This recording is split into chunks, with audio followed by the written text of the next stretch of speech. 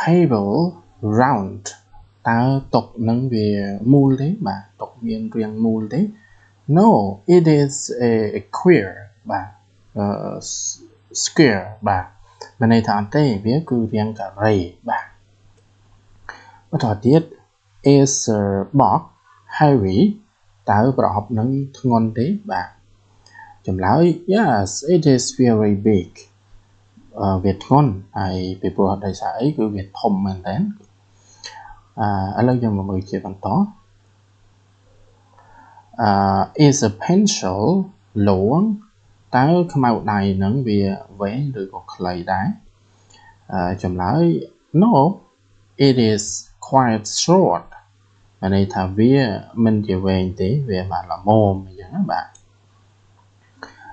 What shape is a ball what shape is the ball